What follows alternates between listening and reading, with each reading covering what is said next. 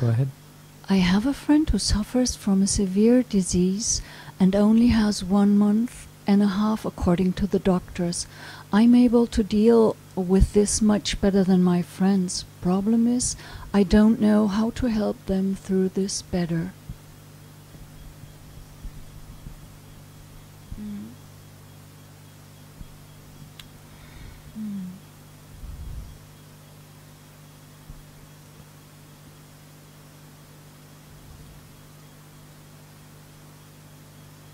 Yeah.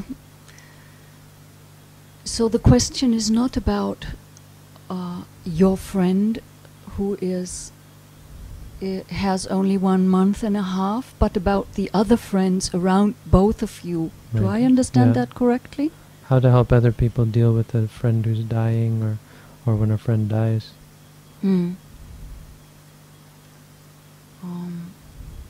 I think the first thing to do is to make them see, maybe you find a careful way to do that, to make them see that death is very much part of life, and that everybody has to face it sooner or later, and that from the beginning we are born, we are dying, we're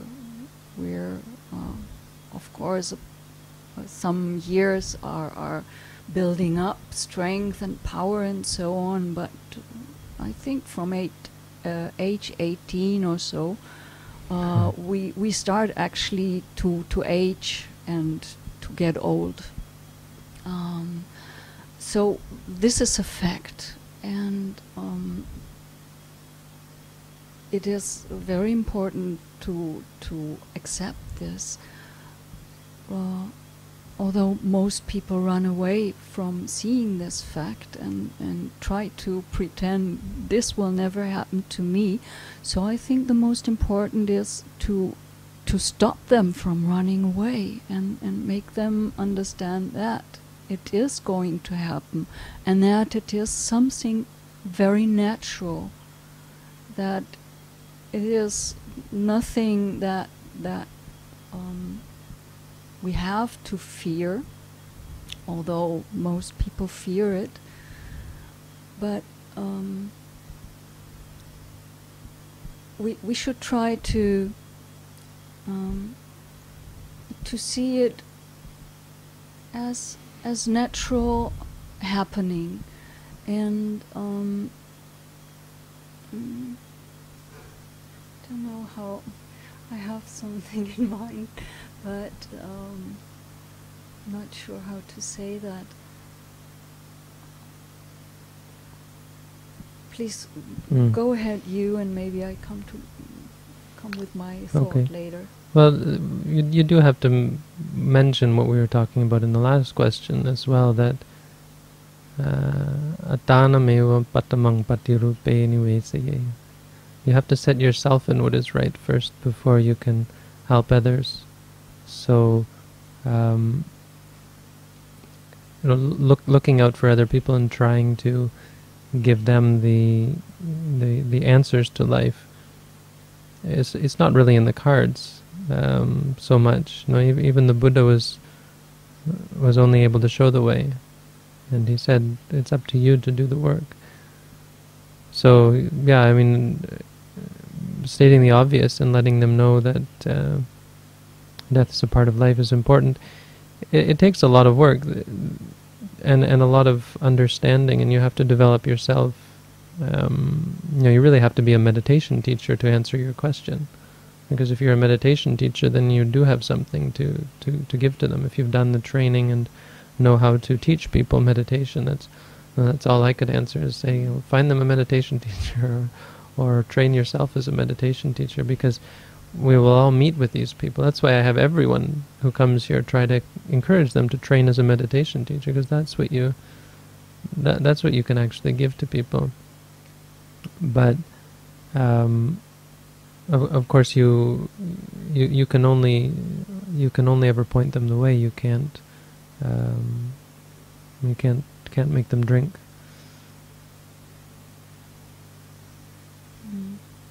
Yeah, I think my thought was going in that direction, that I wanted to find a shortcut in how you could tell your friends that are actually in that situation of losing a friend in 1.5 months, and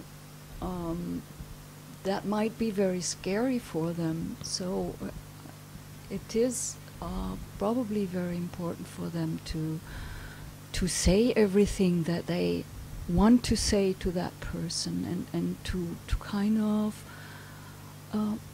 bid farewell already, so that in the end is nothing left to say, so that they spend all the time that they need to spend with that person, that they ask for forgiveness for things that they have done wrong, or ask that person to ask for forgiveness from them. If there is anything unclear among them, this should be cleared out before the person dies. That's a good point.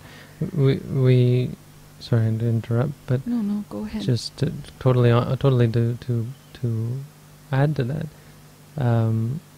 Like normally we don't know when we're going to die, and I had a friend in Los Angeles. He's a Buddhist, and his brother died. Like fell down the stairs or got hit by something, and went into a coma, and died within a few days. So they didn't have the chance. You've got 1.5 months with this guy, right? That's a great point that you made, is that you now have the time to find closure with this person, and that's really how we should look at all of us. We should look around us at everyone. This is how the Buddha would have us do with everyone. Don't spend your time fighting. Don't spend your time, prancing around as though tomorrow wasn't going to come.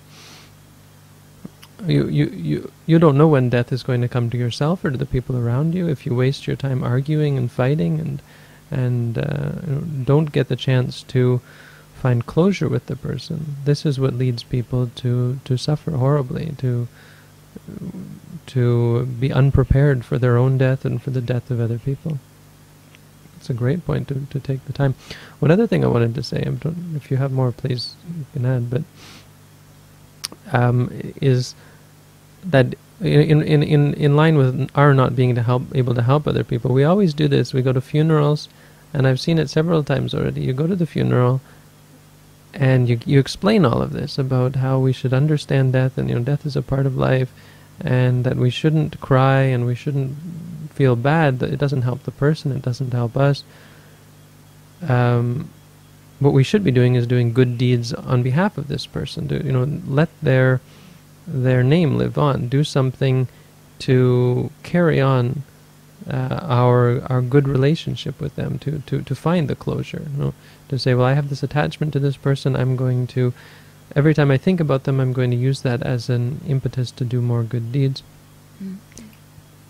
So I just remember a girl here from the village where we go on alms round. She speaks good English, and she came the other day to give a donation, to put it in the donation box when we were present.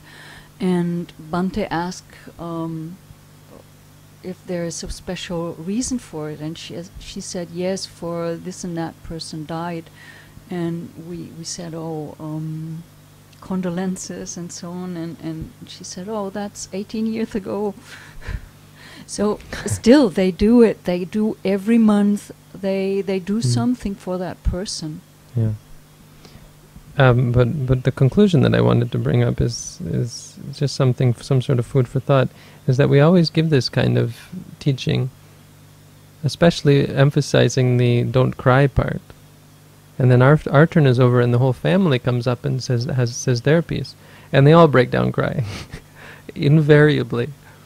You might give this profound Dhamma talk about how death is just a natural part of life, and how it's not something, but the attachment. This is the habits that have been built up. You can't break that. You can't control it.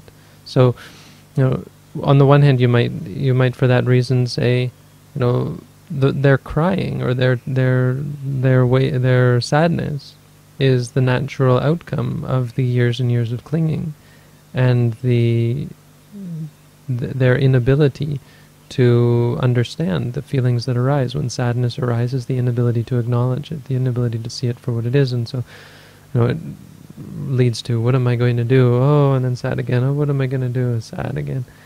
Feeding it. It creates a feedback loop. So you may not be able to help people to not cry and not be sad, but you, on the other hand, you can see that as a guideline for how to actually help these people, is that you can't make them not feel sad, but you can help them to deal with the sadness and say it's natural to be sad, not say we shouldn't feel sad, but say, when we feel sad, we should be mindful of it, and we should we understand where the sadness comes, teaching people why they are feeling sad, because often you see the people, you can talk to them after and say, wow, it was that was really moving, or so on, and say, they'll say, yeah, I didn't think I was going to cry. They didn't feel like they were going to cry because they're hiding it all inside, but as soon as they get up there and start to talk about the person, everyone breaks down. It's quite interesting. It's funeral phenomenon. And so help them when the sadness comes up to understand why it's there, why it's coming out of nowhere, and how to deal with it, how to be mindful of it, and so on.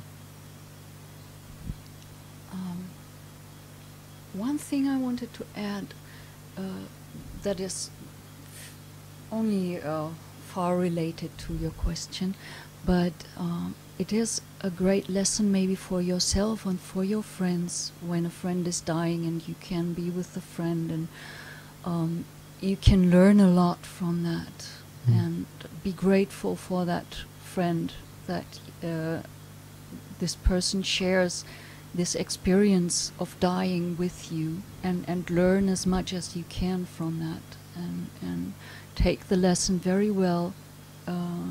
It is, the Pali word is marana nusati, the reflection on death, that helps maybe to understand some of life.